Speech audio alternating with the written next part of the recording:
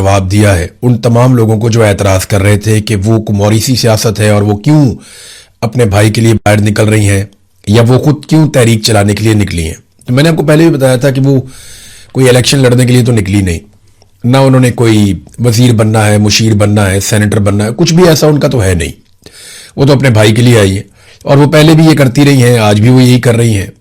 कई दफ़ा उन्हें गिरफ्तार भी किया गया, हिरासत में लिया गया, टॉर्चर भी किया गया, लेकिन इसके बावजूद वो इस पे डटी नहीं।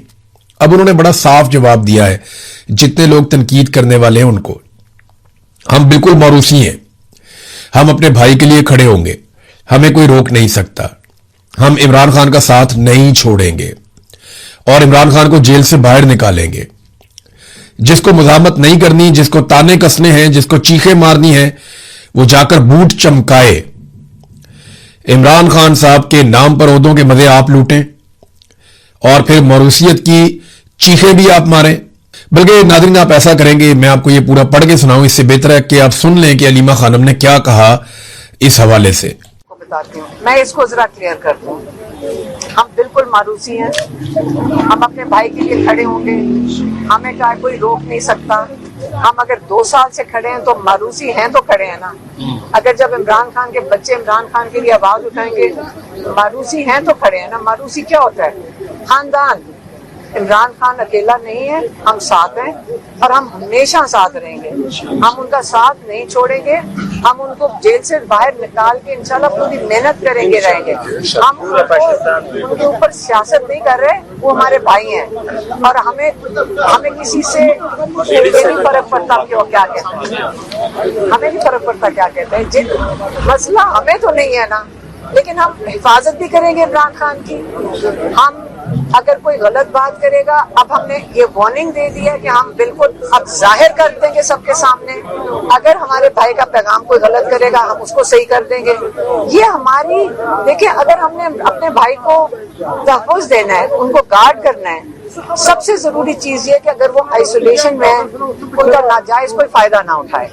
ये हमारी ड्यूटी है और हम इसको पूरा करेंगे इंशाल्लाह। हम लोगों को सबको कहा हुआ है, आप फिक्र ना करें, जो मर्जी कोई कह दे, हमें जो मर्जी अटैक करे, हमें कोई फर्क नहीं पड़ता। हम जिसके लिए खड़े हैं, भाई के लिए।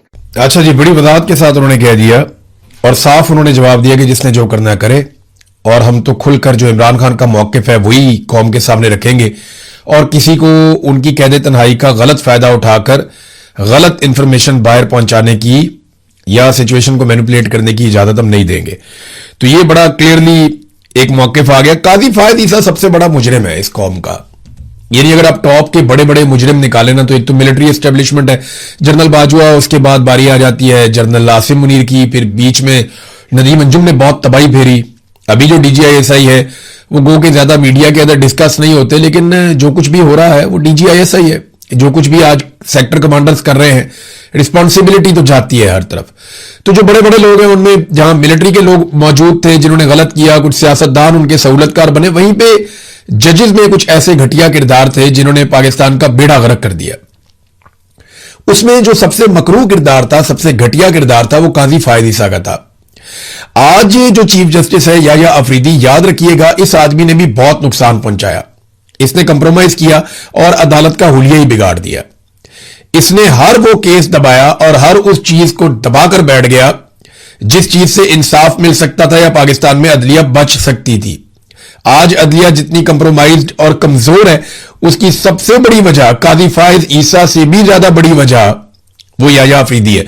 लेकिन बुनियाद इन सारी चीजों की काजी फायद ईसा ने रखी थी।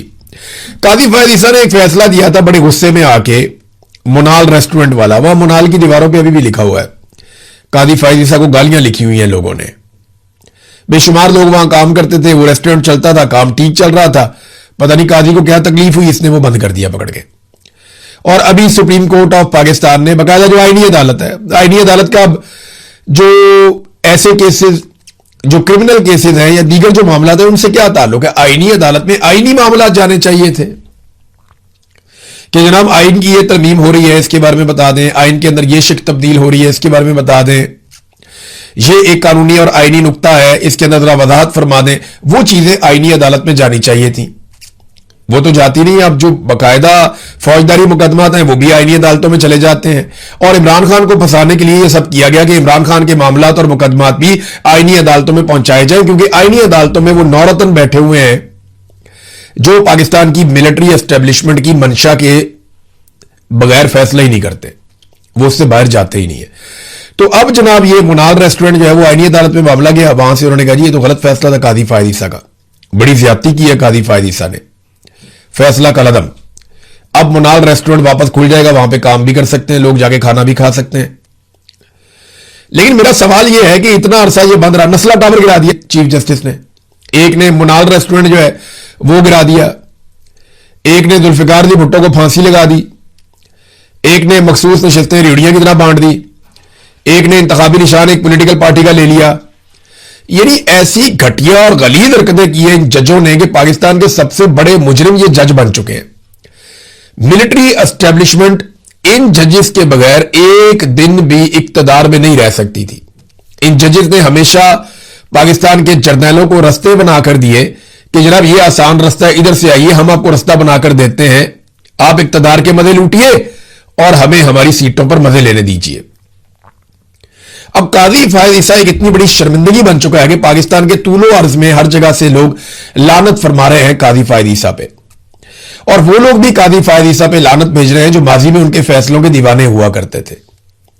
اس میں نا عاصم منیر صاحب کے لیے سیکھنے کے لیے بہت کچھ ہے. میں آپ کو دکھاتا ہوں. طاہر اشرفی کے بارے میں ایک کلیم آیا کہ طاہر اشرفی کہتا ہے کہ جی پہلے بھی کہا تھا کہ یہ جج نہیں ایک منفی سوچ کا انسان ہے. منال کیس کے فیصلے پہ قاضی فائد عیسیٰ پہ تبصرہ کیا. عاصم منیر صاحب آپ کے بارے میں بھی طاہر اشرفی ایک دن ایسے ہی کہے گا. یہ میں آپ کو بتا دیتا ہوں کہ یہ چڑھتے سورج کو سلام کرنے والے مولوی ہیں, یہ سلام ٹھوکتے ہیں چڑھتے سورج کو. قاضی فائد عیسیٰ کی موجودگی میں یہ اس کے گن گایا کرتے تھے سارے لوگ, اور آج یہ اس کے خلاف گواہیاں دیتے ہیں. کل عاصم منیر صاحب آپ کو بندہ نہیں ملے گا پورے پاکستان میں جو کھڑا ہو کر یہ کہے کہ عاصم منیر ایک زبردست جرنیل تھا, اس کے قوم پہ احسانات ہیں. آج بھی آپ کو پرویز مشرف کی حمایت میں کوئی نہ کوئی بندہ مل جائے گا پاکستان میں, لیکن آپ کی حمایت میں آپ کو کوئی بندہ نہیں ملے گا. یہ نون لیگ بھی آپ کے خلاف, پیپلز پارٹی بھی آپ کے خلاف, یہ مولوی بھی سارے آپ کے خلاف, جتنے فتوے دینے والے لوگ ہیں وہ سارے آپ کے خلاف ہوں گے. پاکستان کا بچہ بچہ آپ کے خلاف ہو جائے گا. کرسی سے اترے تو صحیح جناب. یہ مقافات عمل ہے, یہ ایسے ہی چلتا ہے, یہ ہونا ہی ایسے ہے. یہ جو لوگ آج جوتے پالش کر رہے ہیں یا جوتا منہ میں دبا کر وہ یہ ثابت کر رہے ہیں کہ ہم سے بڑا وفادار کوئی نہیں ہے, آپ دیکھیے گا کہ فیوچر میں منہ لگانے والا کوئی نہیں ہوگا. جیسے ڈونلڈ ٹرمپ کے ساتھ بھی یہی ہوگا آنے والے دنوں میں. لہذا انسان کو جب تک وہ اپنی نوکری پہ رہے وہ کام کرنے چاہیے جن کاموں سے اس کی عزت رہے. اب قاضی فائد عیسیٰ کے بچے, آنے والی نسلیں, یا یہ جو ابھی ججز دو نمبریاں کر رہے ہیں, ان ججز کی اولادیں, ان کی نسلیں آنے والے وقت میں کبھی بھی اپنا تعارف اپنے بزرگوں کے نام کے ساتھ نہیں کروا پائیں گی. ان کا نام حذف کر دیں گے وہ اپنے تعارف میں سے. وجہ یہ ہے کہ یہ نری شرمندگی ہے اور کچھ بھی نہیں ہے. ذوالفقار علی بھٹو کو پھانسی دینے والے جج کی اولاد کدھر ہے؟ کوئی بندہ ملتا ہے آپ کو بڑے فخر سے بتاتا ہوا جی میں اس کی اولاد ہوں؟ کوئی نہیں ملتا آپ کو. وجہ کیا ہے؟ وجہ سادی ہے کہ وہ ایسا گند مار کے گئے کہ ان کی اپنی نسلیں ان کو اون نہیں کر رہی. اسلام آباد ہائی کورٹ کے ایک جج نے اپنے بیٹے کو بچایا. اس نے 2 عورتیں گاڑی کے نیچے دے کر کچل دی, مار دی سڑک کے اوپر. غیر قانونی گاڑی تھی, لائسنس بھی نہیں تھا, اس نے مار دیا. وہ بچہ گھر چلا گیا. یاد رکھیے گا یہ بچہ اور اس کی اولاد آنے والے وقت میں اپنے باپ کے کارناموں کی وجہ سے اپنے باپ کا تعارف نہیں کروا سکیں گے کہ میں فلانے جج کا بچہ ہوں. یہ آپ یاد رکھیے گا. جو بھی عزت دار آدمی ہوگا نا مستقبل میں, وہ اگر ان ججوں کے خاندان سے ہوگا تو ان ججوں کے ساتھ اپنا تعارف کروانے میں شرمندگی محسوس کرے گا. ناظرین, بلوچستان میں دیکھیں نا, ججز انصاف دیتے ہوتے تو یہ حالت تو نہ ہوتی پاکستان میں. بلوچستان میں آج کتنے دن ہو گئے وہ لوگ اپنی میتیں لے کر بیٹھے ہوئے ہیں پیاروں کی. اور یہ پیارے کوئی ایسے نہیں ہے کہ راہ چلتے راہ گیر ہیں جو مارے گئے, نہیں, سیکورٹی فورسز کے لوگ ہیں. یہ تنخواہ لیتے تھے سرکار سے اور یہ اپنی ذمہ داری, اپنی ڈیوٹی ادا کر رہے تھے. ان کو مدد نہیں دی گئی, ان کو ہتھیار اور گولیاں نہیں دی گئی, انہیں مرنے کے لیے چھوڑ دیا گیا. یہ لڑتے رہے اور شہید ہوتے رہے, لڑتے رہے اور شہید ہوتے رہے. اب وہاں لوگ لاشیں لے کر بیٹھے ہیں, 30 اہلکاروں کی لاشیں, شدید گرمی ہے, لیکن سیاستدانوں کے سینے میں دل ہی نہیں ہے. اپوزیشن کے لوگ وہاں جاتے ہیں, حکومت ان کی طرف جاتی نہیں, ان کی بات ہی نہیں سنتی. ابھی یہ صلح کرانے کے لیے پہنچ گئے ایک ترکی میں, فیلڈ مارشل ترکی میں اور وزیر اعظم قطر میں. उधर सुलह कराने पहुंच गए, इधर कश्मीर में आग लगी हुई है, बलूचिस्तान में आग लगी हुई है, तो कोई फिक्र नहीं इनको। और बीच जिधर तुम्हारी ड्यूटी है, जिधर तुम्हें तनख्वाह मिलती है, जिसकी वफादारी का हलफ उठाया हुआ है, उधर आग लगी हुई है, उस लगी हुई आग को छोड़कर परायों की चाकरी करने पहुंच गए। एक कतर चले गए, एक तुर्की चले गए कि जनाब हम जाके दुनिया की आग बुझाएं। और दुनिया बड़ी सियाणी है, वो अपनी आग खुद बुझा लेगी। वो कैलकुलेट करके लड़ते हैं, उन्हें पता है कितना मुनाफा है, कितना नुकसान है, और वो जानते हैं कि उन्होंने कितनी लड़ाई लड़नी है। ना अमेरिका ने आपके कहने पे लड़ाई से रुकना है, ना ईरान ने आपके कहने पे लड़ाई से रुकना है। वो अपने अपने मफाद के लिए, जब उन्हें चाहिए होता है कि लड़ाई रोकनी है तो आपको बीच में डाल लेते हैं फेस सेविंग के लिए, और जब उन्हें चाहिए होता है लड़ाई दोबारा लड़नी है तो वो आपका फोन भी नहीं उठाते, आपकी बात भी नहीं सुनते। दुनिया की आपको फिक्र पड़ी हुई है, दुबले हुए जा रहे हैं आप, कभी इस मुल्क में, कभी उस मुल्क में, कभी उस मुल्क में, कभी उस मुल्क में। जनाब हम सालसी करवा रहे हैं, सालिस की हैसियत होती है भाई। आप सिर्फ सहूलतकारी करवा रहे हैं, फेस सेविंग दे रहे हैं दोनों को, और कुछ नहीं कर रहे। और ये सारी सिचुएशन जो खड़ी हो गई है पाकिस्तान के अंदर, इसको कौन ठीक करेगा? यानी उधर सबको मैं मिलने के लिए तैयार हूं, उसको भी मिलेंगे, उसको भी मिलेंगे, उसको भी मिलेंगे, तमाम फ्रीकैन से बातचीत करेंगे। सूडान के अंदर जनाब हम जाके सुलह करवाएंगे, लेकिन बलूचिस्तान में जो हमारे अपने एहलकार शहीद हो गए, अब फर्ज करें ना, अगर ये एहलकार पाकिस्तान तहरीक इंसाफ के किसी जलसे की कवरेज करते हुए, उसको रोकते हुए या कोई नाका लगाते हुए किसी राह चलती गाड़ी के नीचे आके शहीद हो जाते ना, तो आंखों से अंगारे निकल रहे होते और एक कंधा होता वजीर आजम का और एक कंधा होता फील्ड मार्शल का, ये उस एहलकार के जनाजे को कंधा दे रहे होते और कहते कि हम पीटीआई को नेस्तो नाबूद कर देंगे। लेकिन क्योंकि दहशतगर्दों ने मारा है। वो देखें ना अचकजई साहब का स्टेटमेंट, अचकजई साहब ने जो बात की है ये फेंकने वाली बात नहीं है, इसके ऊपर सबको गौर करना चाहिए। उन्होंने कहा जी वजीरिस्तान में वसाइल दरियाफ्त हुए, यानी वहां पे मादनियात निकली, और उसके बाद वजीरिस्तान के लोगों को बेघर कर दिया गया, और अब ज़राऊन के इलाके में लोगों को बेघर किया जा रहा है। ये बात जहां जहां पे मैं आपको थोड़े दिन पहले बता रहा था, आज अचकजई ने वही बात कर दी। याद रखिएगा ये जो अटैक हो रहा है ये पश्तून बेल्ट में हो रहा है, ये बलोच बेल्ट नहीं है। और पश्तून बेल्ट में अचकजई के बहुत ताल्लुकात भी हैं और इन्फ्लुएंस भी है, तो ये अच्छे से जानते हैं कि वहां क्या निकला और क्या हो रहा है। तो उन्होंने कहा जी वजीरिस्तान में जब वसाइल दरियाफ्त होते हैं या मादनियात निकलती हैं तो वहां लोग बेघर हो जाते हैं, ऑपरेशन शुरू हो जाते हैं। अब यही काम ज़रगून में किया जा रहा है, बलूचिस्तान में किया जा रहा है, और इस ज्यादती के खिलाफ उन्होंने कहा जी हम खड़े होंगे। अगर मैं खड़ा ना हुआ तो फिर मैं ना पश्तून होऊंगा और ना मुसलमान होऊंगा। फजलुर रहमान साहब ने एक नुक्ता उठाया और बड़ा वैलिड पॉइंट है जो उन्होंने उठाया, कसूर वाले जलसे में मिस हो गया था। उन्होंने कहा जनाब हमारे मुल्क की हालत यह है कि हिंदुस्तान के साथ पूरी सरहद हमारी बंद है, कोई बातचीत, कोई तिजारत, कोई चीज हम उनके साथ कर नहीं पा रहे, वो तो हमारा पानी भी रोक रहे हैं। अफगानिस्तान के साथ पूरी सरहद बंद है, मगरबी सरहदें भी हमारी बंद है, मशरकी सरहदें भी हमारी बंद है। ईरान के साथ हालात ऐसे हैं कि ना वो अच्छे हैं ना बुरे हैं। चीन अपना एतमाद पाकिस्तान से उठा चुका है। तो वो कहते हैं जी एक छोटा सा कॉरिडोर है जो अगर तजारत के लिए खुलता है अफगानिस्तान के साथ आपका, तो आपने उनको भी बंद कर दिया। हमने इनको धोखे दिए हैं, हमने इनकी सरमायाकारी का रास्ता रोका है। इस वक्त पाकिस्तान महसूर है, हुक्मरानों की पॉलिसियों के हाथों महसूर है, और हुक्मरान इसलिए मजबूर हैं कि वो भी तो महसूर है, यानी हुक्मरान जो है उनके ऊपर कंट्रोल जो है मिलिट्री एस्टेब्लिशमेंट का है। ये तो सूरत हाल है बलूचिस्तान की, और पाकिस्तान खित्ते में अकेला होता चला जा रहा है। ये जाके पूरी दुनिया से जफियां डाल रहे हैं, लेकिन यहां खित्ते में हमारी सिचुएशन क्या है कि हम ईरान के साथ पूरा बॉर्डर हमारा ऑलमोस्ट सील है, वहां से सिर्फ स्मगलिंग होती है। बलूचिस्तान के साथ पूरा बॉर्डर बंद है। चाइना जो है उसके साथ ताल्लुकात आपको आइडिया ऊपर नीचे होते रहते हैं। इंडिया के साथ आपका फड्डा है। देखिए अफगानिस्तान को 6 मुल्कों के बॉर्डर लगते हैं। किसी मुल्क में इतनी दहशतगर्दी नहीं है जितनी पाकिस्तान में है, तो भाई हमारे मुल्क में क्यों है? ये अफगानियों का इतना लंबा बॉर्डर लगता है जाके ईरान के साथ, ऊपर बाकी सारे मुल्क हैं, किर्गिस्तान के साथ लगता है, मेरे ख्याल में ताजिकिस्तान के साथ लगता है, और भी ममालिक हैं, चाइना, ये सारे ममालिक के साथ उसका बॉर्डर लगता है। दहशतगर्दी सिर्फ हमारे मुल्क में क्यों आती है? बाकी मुल्कों में यह दहशतगर्दी क्यों नहीं जाती? इस सवाल का जवाब है किसी के पास? मेरे पास तो नहीं है। अगर आइंदा को डीजी एसपीआर साहब बुलाएं सहाफियों को मिलने के लिए, तो उनसे यह जरूर पूछें कि जनाब अफगानिस्तान में 6 मुल्कों का बॉर्डर है, सिर्फ पाकिस्तान में दहशतगर्दी होती है और हम कहते हैं जी अफगानिस्तान करवा रहा है और फितनातुल खवारिज अल हिंदुस्तान। तो हमारे पे ये क्यों हो रहा है, बाकियों पे क्यों नहीं हो रहा? ये सवाल पूछना चाहिए। एक और चीज नाज़रीन, आजाद कश्मीर में आटे का बहरान शदीद होता जा रहा है।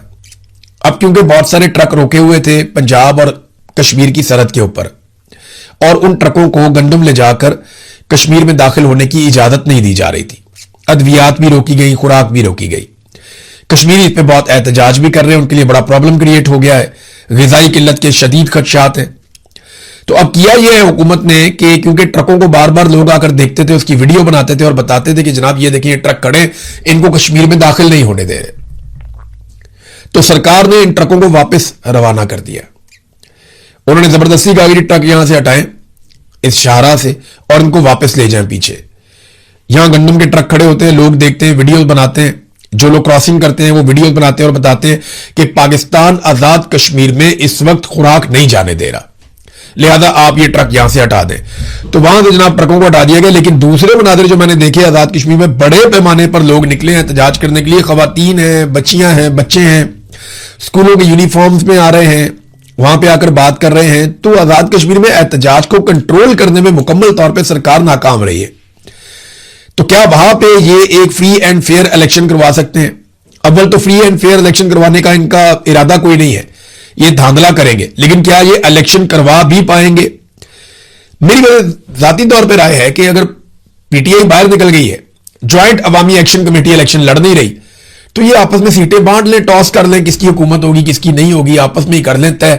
ये इलेक्शन वाला ढोंग करने का फायदा कोई नहीं है, वहां बंदे मर जाएंगे, नुकसान हो जाएगा, पाकिस्तानियों का पैसा भी बहुत जाया हो जाएगा। लिहाजा आप आपस में टास वास करके या आपस में मिल बैठ के आप लोग फैसले कर लें कि किसको हुकूमत देनी है और किसको हुकूमत नहीं देनी।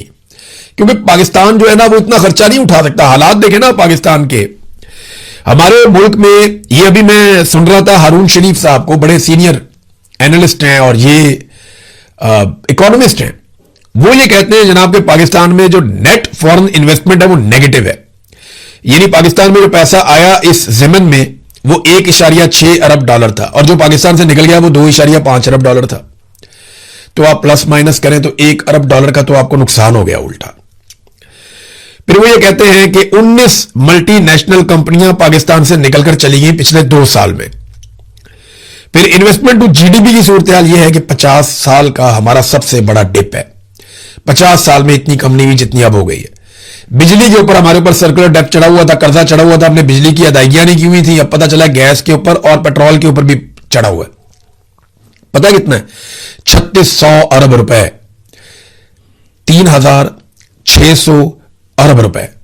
1 अरब में 100 करोड़ होते हैं, तो 3600 अरब रुपए आपके ऊपर सर्कुलर डेब्ट चढ़ा हुआ है।